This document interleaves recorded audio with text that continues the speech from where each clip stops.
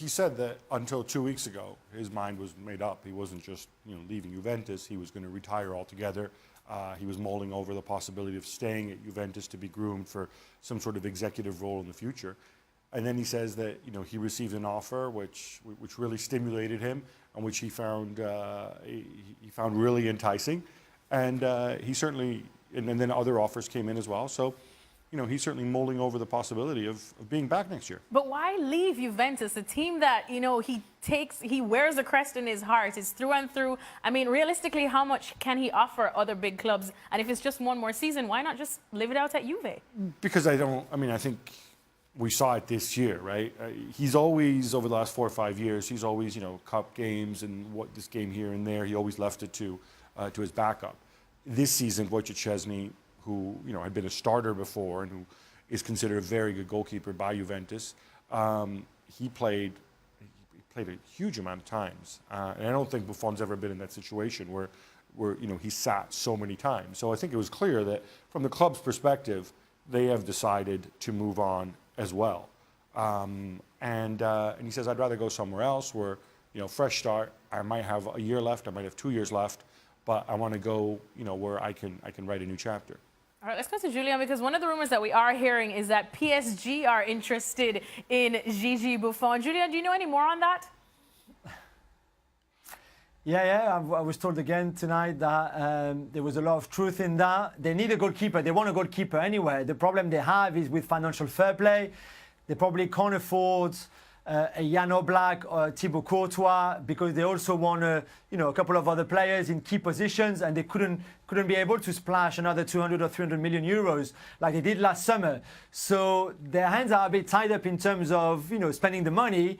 And obviously with Buffon, they wouldn't have to spend any money in terms of transfer fees, only in wages. So it became an attractive option for them. I'm not convinced. I have to say, I'm not convinced. By Buffon going to PSG, simply because why would you delay for another 2 seasons getting a younger goalkeeper and not doing it now? But I can see why they're attracted with him, like they were with Dani Alves last summer, for example.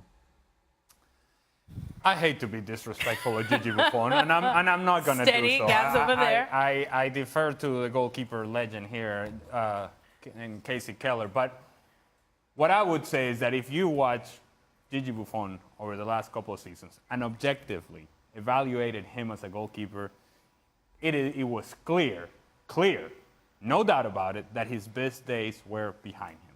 And it's gotten to the point to where those mistakes are happening more and more often, to the point to where you have to ask the question, maybe he's not good enough anymore, not to play at that high level.